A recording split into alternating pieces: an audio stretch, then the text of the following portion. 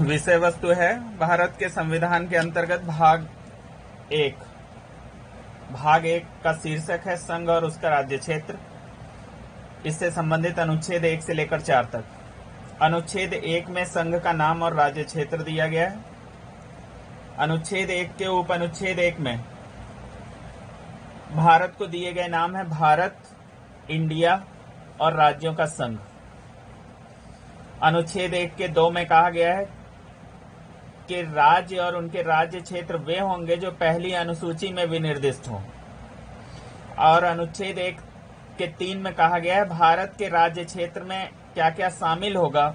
तो का में है राज्यों के राज्य क्षेत्र, खा में है पहली अनुसूची में विनिर्दिष्ट संघ राज्य क्षेत्र, और गा में है ऐसे अन्य राज्य क्षेत्र जो अर्जित किए जाएं।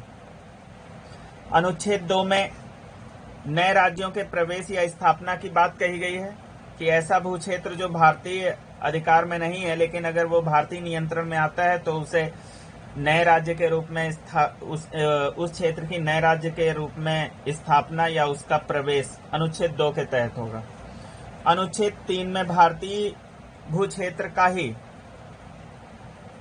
कोई क्षेत्र नए राज्य के रूप में स्थापित हो या कोई राज्य विभाजित कर एक नया राज्य बनाया जाए या उनकी सीमाओं में परिवर्तन हो या उनके क्षेत्रों में या उनके नामों में परिवर्तन हो तो वो अनुच्छेद 3 के तहत होगा।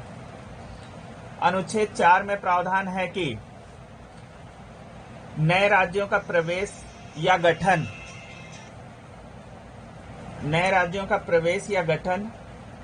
नए राज्यों के निर्माण, सीमाओं, क्षेत्रों और नामों में परिवर्तन संविधान के अनुच्छेद 368 के तहत संशोधन नहीं माना जाएगा। 368 के तहत संशोधन नहीं माना जाएगा और इस प्रकार के कानून को एक साधारण बहुमत और साधारण विधायी प्रक्रिया के जरिए पारित किया जाएगा। यह अनुच्छेद 4 में व्यवस्था है। अब हम लोग जो भारत का संघ या राज्य क्षेत्र निर्मित हुआ है उसके इतिहास पर एक नजर डाल लेते हैं कि किस प्रकार से अगर देखा जाए तो भारत की एकता और अखंडता को सुनिश्चित करने के लिए, साथ ही भारत को एक संघ का स्वरूप प्रदान करने के लिए संविधान के माध्यम से प्रयास जो किए गए। इस क्रम में सर्वप्रथम ब्रिटिश भारत शासित क्षेत्रों और देशी रियासतों का एकीकरण किया गया तथा उसके पश्चात प्रारंभ में भाषाई आधार पर और बाद में अन्य विविध आधारों पर राज्य पुनर्गठन की प्रक्रिया के पश्चात भारत अपने वर्तमान स्वरूप में अस्तित्व में आया। तो उसके इतिहास पर कुछ नजर डाल लेते हैं। अगर देखा जाए तो भारत को जो स्वतंत्रता मिली है वो माउंटबेटन योजना और भारतीय स्वतंत्रता अधिनियम 1947 के तहत मिली हुई है। स्वतंत्रता के समय भारत के अंतर्गत 3 तरीके के क्षेत्र थे। स्वतंत्रता के समय अगर बात की जाए तो 3 तरीके के क्षेत्र थे।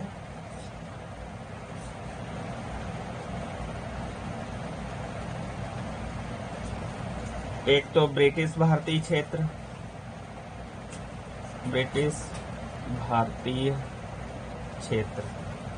दूसरा देशी रियासतें,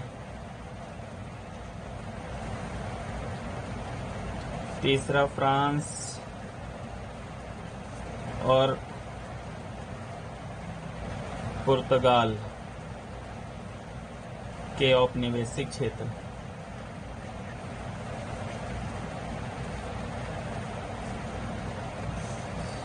ब्रिटिश भारतीय जो क्षेत्र थे उनका हिंदू बाहुल्य क्षेत्र भारत के रूप में तथा मुस्लिम बाहुल्य क्षेत्र का पाकिस्तान के रूप में निर्धारण किया जाना था। और जो देशी रियासतें थी, देशी रियासतों के विलय के लिए जो नए राष्ट्र अस्तित्व में आने थे भारत और पाकिस्तान, उन्होंने इनके विलय के लिए रियासत विभाग गठित किए। जैसे भारत का जो नवगठित रियासत विभाग था उसका कार्यभार जून 1947 में सरदार वल्लभ भाई पटेल ने संभाला। सरदार वल्लभ भाई पटेल ने संभाला और इनके सचिव वीपी मेनन बने।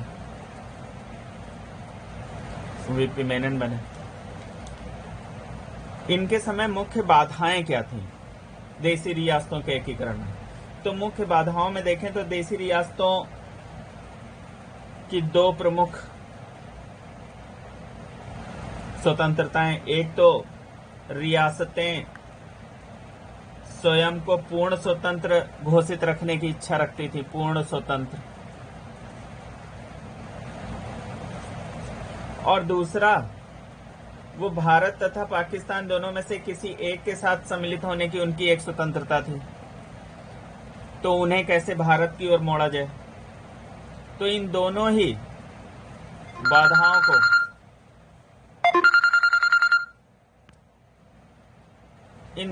बाधाओं को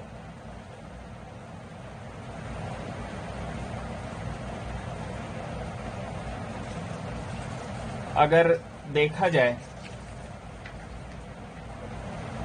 तो बड़े असाधारण और अप्रतिम योग्यता का परिचय देते हुए रियासतों की इच्छा और स्वतंत्रता को राष्ट्रीय पक्ष की ओर मोड़ने में सरदार पटेल जी ने अहम भूमिका अदा की है।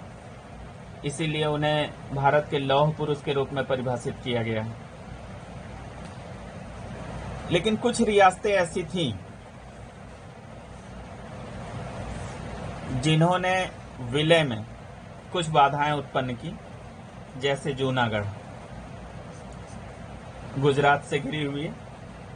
यहाँ के नवाब मोहम्मद खान जी तृतीय थे, दीवान शहनवाज भुट्टो थे, नवाब पाकिस्तान में मिलना चाहते थे, यहाँ की जनता बहुसंख्यक थी।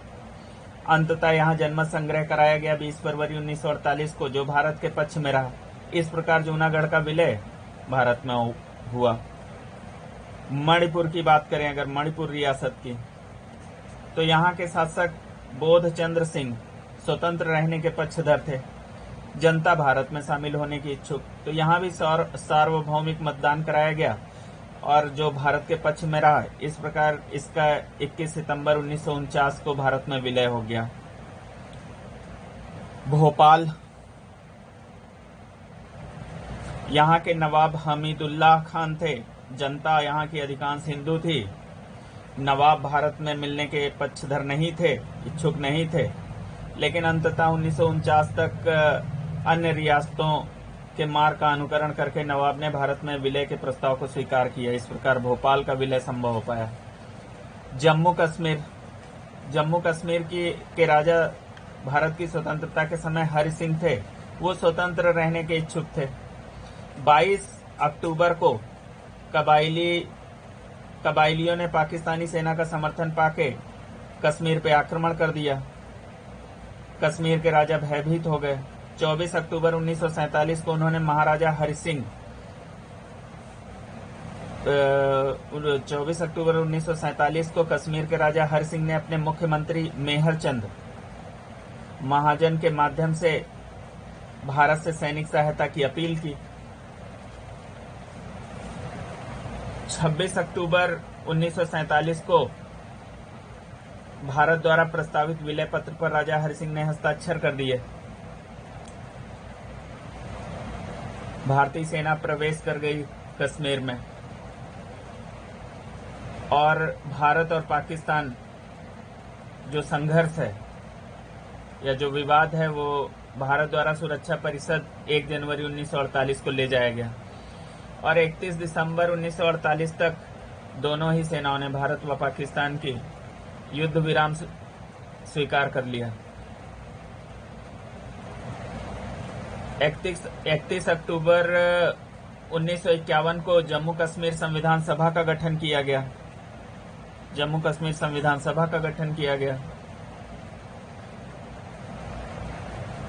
भारतीय संविधान के अनुच्छेद 370 द्वारा जम्मू कश्मीर को विशेष राज्य का दर्जा प्राप्त है। 15 नवंबर 1952 को अनुच्छेद 370 के तहत सदर-ए-रियासत, राष्ट्रपति तथा वजीर-ए-आजम (पीएम) पद का सृजन कश्मीर में किया गया।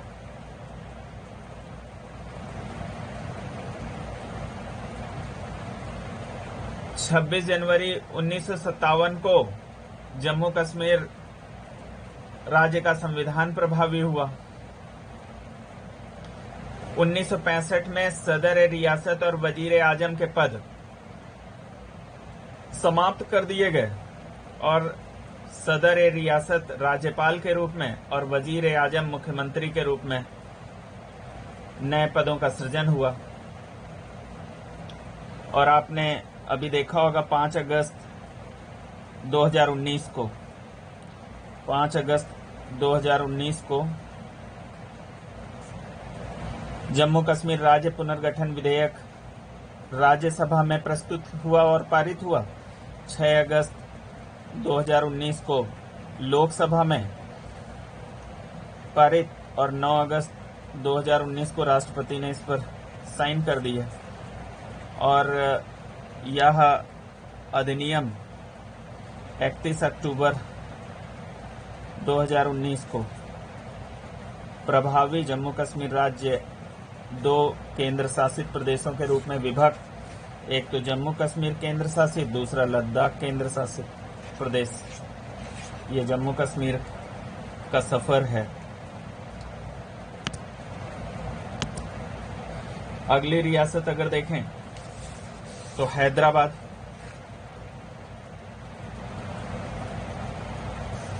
अगली रियासत हैदराबाद है। ये भारत की सबसे बड़ी रियासत थी। यहाँ के निजाम उस्मान अली खान या आसफ जाह 7 भारत में शामिल होने के पक्षधर नहीं थे। उन्होंने भारत में शामिल होने से मना कर दिया। अंततः 13 सितंबर 1948 को ऑपरेशन पोलो के तहत भारतीय सेना हैदराबाद में प्रवेश कर गई। 17 सितंबर 1948 को नवाब ने आत्मसमर्पण कर दिया।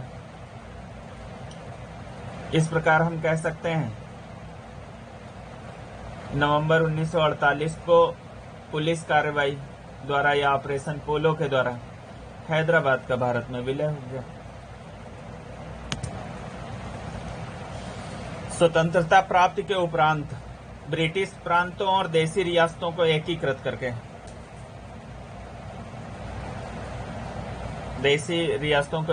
करके चार श्रेणियां राज्यों की बनाई गई। राज्यों की 4 श्रेणियां बनी। राज्यों की जो है 4 श्रेणियां बनी। 4 श्रेणियों में अगर देखें तो का श्रेणी में कौन से राज्य थे? का श्रेणी में वे राज्य थे जो भारत शासन अधिनियम 1935 के अधीन प्रांत कहे जाते थे और ऐसे क्षेत्रों में गवर्नर का शासन था। इसमें शामिल क्षेत्र कौन से थे? असम हो गया, बिहार हो गया, बम्बई हो गया, मध्य प्रांत हो गया, मद्रास हो गया, उड़ीसा हो गया, पंजाब, संयुक्त प्रांत तथा पश्चिम बंगाल। खास श्रेणी में कौन से राज्य थे? खास श्रेणी में 275 देसी रियासतों को नई प्रशासनिक इकाई के रूप में गठित किया गया और इस श्रेणी में उन देसी रियासतों को राज्य बनाया गया जिनका क्षेत्रफल अधिक था। इसमें जैसे हैदराबाद हो गया, जम्मू कश्मीर, मैसूर, पटियाला, पूर्वी पंजाब के राज्यों का जो संघ पेप्सू था वो, मध्य भारत, ये क्षेत्र खास श्रेणी में थे। गा श्रेणी में ब्रिटिश भारत के वे राज्य थे जो छोटी रियासतें थीं और ब्रिटिश साम्राज्य के अधीन मुख्य आयुक्त के अधीन थी। इसमें शामिल क्षेत्र कौन थे? अजमेर, बिलासपुर, भोपाल, कुर्ग, दिल्ली, हिमाचल प्रदेश, कच्छ, मणिपुर, त्रिपुरा आदि। घा श्रेणी में कौन से राज्य थे? तो इसमें जो पहले मुख्य आयुक्त के प्रांत के नाम से जाने जाते थे, इस श्रेणी में सिर्फ अंडमान निकोबार द्वीप समूह था। अब राज्यों के पुनर्गठन के लिए स्वतंत्रता के बाद अब नवगठित देश में राज्यों के पुनर्गठन को लेकर नवीन तरीकों की मांगे उठने लगी। अब इस पर चर्चा करने के लिए, इस समस्या के समाधान के लिए कई आयोग गठित हुए, जैसे धर आयोग, जेवीपी समिति,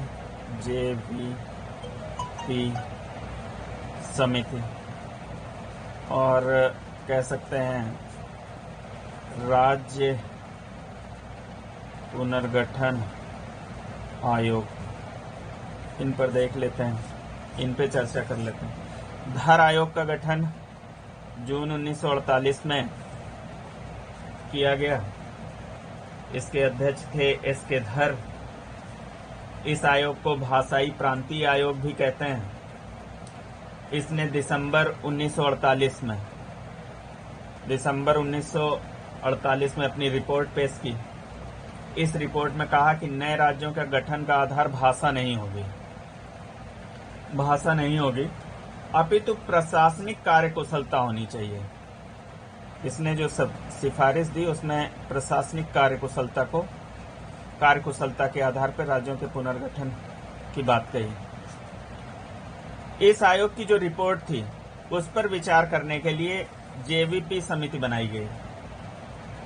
जेवीपी समिति का गठन 1948 के जयपुर कांग्रेस के जयपुर अधिवेशन में हुआ। इसका गठन हुआ है 1948 में ही। इसमें 3 लोग थे, जवाहरलाल नेहरू, वल्लभ भाई पटेल और बी पट्टाभी सीतारमैया। इस समिति ने अपनी रिपोर्ट अप्रैल 1949 में दी। अपनी रिपोर्ट दी इसने। इसकी रिपोर्ट में भी भाषाई आधार पर राज्यों के पुनर्गठन की मांग को अस्वीकार कर दिया गया और कहा गया कि राज्यों के पुनर्गठन के लिए सुरक्षा, एकता और राष्ट्र की आर्थिक संपन्नता को राज्यों के पुनर्गठन का आधार होना चाहिए।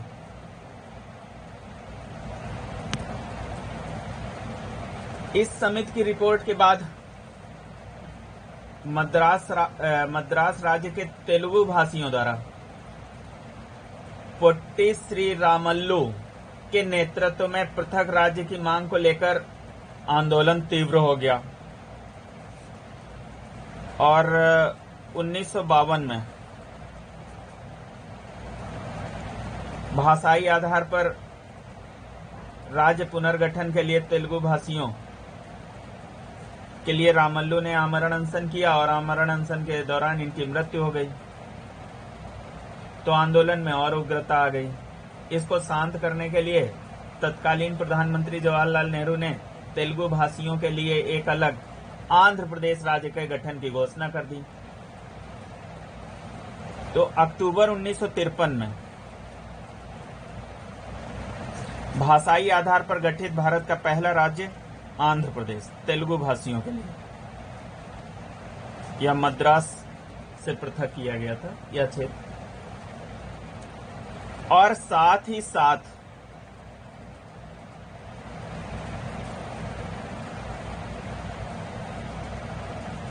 पुनर्गठन की ये जो समस्या एक गंभीर समस्या है, इस पर विचार करने के लिए राज्य पुनर्गठन आयोग बनाया गया। राज्य पुनर्गठन आयोग, जिसके अध्यक्ष फजल अली और 2 सदस्य और हैं इसमें, हृदयनाथ कुंजरू और के.एम. पणिक्कर। इसका गठन 1953 में। इस आयोग ने अपनी सिफारिशें 30 सितंबर 1955 को प्रस्तुत की।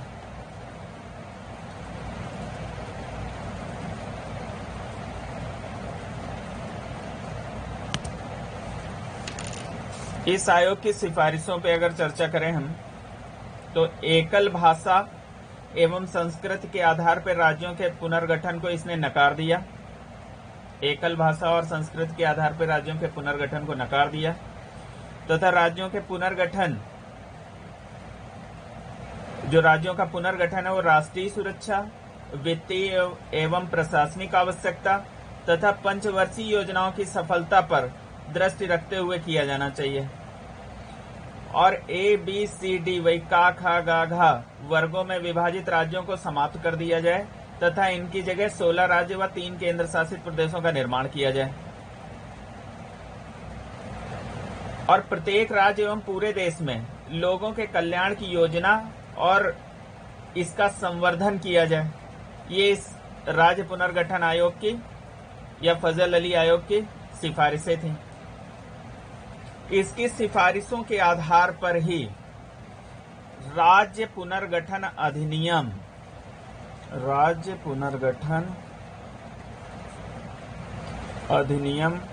1956 7वां संविधान संशोधन अधिनियम है के द्वारा पारित किया गया।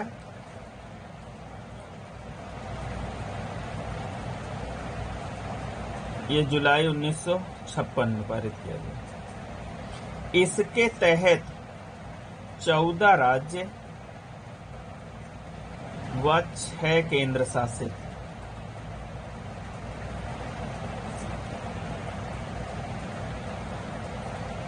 प्रदेशों की स्थापना की गई।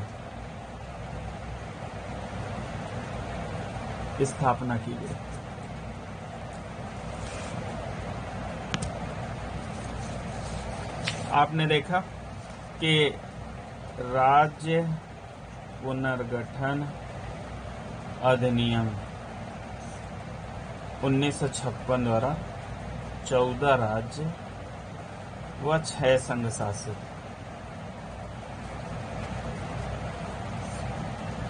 प्रदेशों की स्थापना हुई। फिर विभिन्न संशोधनों के माध्यम से आज जो वर्तमान में हम देखते हैं कि 28 राज्य अस्तित्व में हैं और 8 संघ शासित राज्य। ये वर्तमान स्थिति। तो आप देख रहे हैं कि राज्यों की संख्या में वृद्धि हुई और तत्कालीन कुछ जो 6 संघ शासित थे उनमें से कुछ को राज्य का दर्जा दिया गया और नए संघ शासित प्रदेशों का गठन किया गया।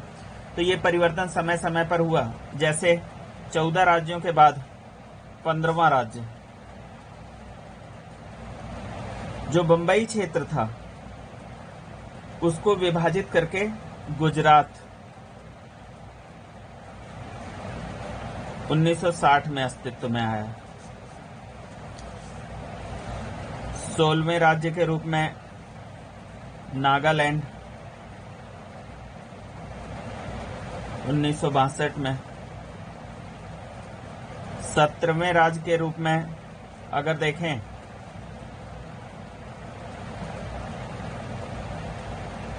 तो जो पंजाब था उससे हिंदी भाषी क्षेत्र को अलग करके हरियाणा बनाया गया तथा एक संघ शासित चंडीगढ़, और चंडीगढ़ हरियाणा और पंजाब की संयुक्त रूप से राजधानी भी बनी और स्वयं की भी राजधानी।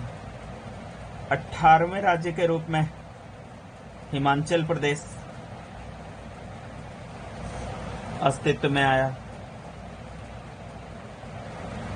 19वां, 20वां, 21वां, 19वें में मणिपुर, 20वें में त्रिपुरा, 21वें में मेघालय। ये सब 1971 में अस्तित्व में आए। 23वें राज्य के रूप में मिजोरम,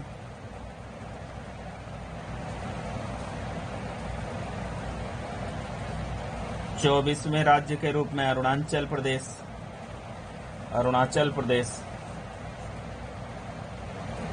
25वें राज्य के रूप में गोवा।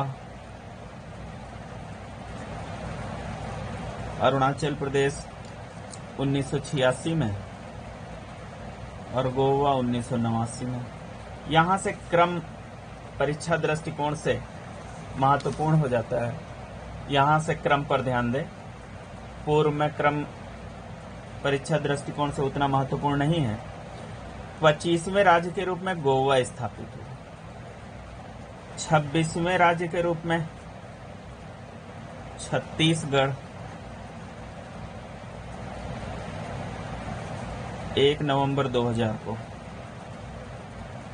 मध्य प्रदेश से विभाजित करके बना।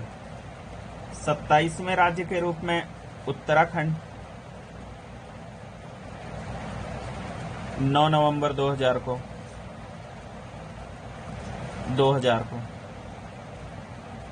ये उत्तर प्रदेश से काट कर बना। और 28वें राज्य के रूप में झारखंड 15 नवंबर 2000 को ये बिहार से विभाजित करके बना। फिर 29वें राज्य के रूप में तेलंगाना 29वें राज्य के रूप में तेलंगाना ये आंध्र प्रदेश से विभाजित होकर 2 जून 2014 को बना। 2 जून 2014 को। फिर अभी आपने देखा था कि 31 अक्टूबर 2019 को एक राज्य जम्मू कश्मीर जो कि एक राज्य है उसका विभाजन हो गया और जम्मू कश्मीर संघ शासित। विभाजन के बाद जम्मू कश्मीर संघ शासित राज्य और लद्दाख संघ शासित राज्य। 2 राज्य अस्तित्व में आए तो एक राज्य कम हुआ तो राज्यों की संख्या कितनी बची 28 और जो संघ शासित 7 थे उनमें 2 संघ शासित बढ़ गए तो कुल संघ शासित कितने हो गए 9। 28 राज्य हो गए और 9 संघ शासित। लेकिन 26 जनवरी 2020 को 2 संघ शासित दादरा नगर हवेली और दमन दीव को एक में मिलाकर एक संघ शासित बना दिया गया तो एक संघ शासित कम हो गया। तो वर्तमान में संघ शासित की संख्या कितनी बची 8 और राज्यों की संख्या बची 28। ये सफरनामा है राज्यों के गठन का। यहाँ पर एक नजर डाल लेते हैं कि स्वतंत्रता के समय ब्रिटिश भारतीय क्षेत्रों को हम लोगों ने देख लिया था। हिंदू बाहुल्य क्षेत्र भारत के रूप में, मुस्लिम बाहुल्य क्षेत्र पाकिस्तान के रूप में विभाजित होगा। देशी रियासतों का एकीकरण देख लिया। अब देख लेते हैं फ्रांस और पुर्तगाल के औपनिवेशिक क्षेत्र किस प्रकार भारत में शामिल हुए और कब शामिल हुए। फ्रांस और पुर्तगाल के क्षेत्रों पर चर्चा कर लेते हैं।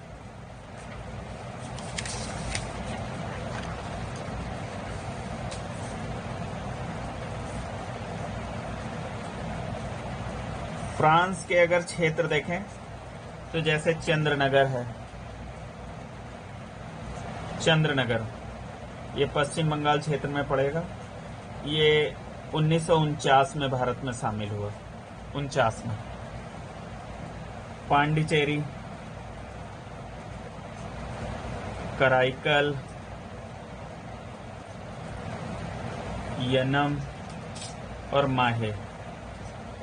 माहे जो है केरल क्षेत्र के अंतर्गत, यनम आंध्र प्रदेश क्षेत्र के अंतर्गत है। ये तमिलनाडु के अंतर्गत था तत्कालीन समय में, और ये पांडिचेरी भी तमिलनाडु क्षेत्र के अंतर्गत। ये 1 नवंबर 1954 को भारत में शामिल हुए। 1 नवंबर 1954 में भारत में शामिल हुए। तो ये फ्रांसीसी क्षेत्र हैं जो भारत में कब शामिल हुए आपने देखा। तो ये जो 4 देख रहे हैं आप, पांडिचेरी, कराईकल, यनम और माहे, इनको मिलाकर एक नया संघ शासित क्षेत्र बना पांडिचेरी बाद में। अब देख लेते हैं पुर्तगाली क्षेत्र। पुर्तगाली क्षेत्र कब भारत में शामिल हुए। तो जैसे दादरा, ये 22 जुलाई 1954 को, 22 जुलाई 1954 को भारत में शामिल हुआ। नारोली ये 29 जुलाई 1954 को भारत में शामिल हुआ। और नगर हवेली 2 अगस्त 1954 को शामिल हुआ। दमन एवं दीव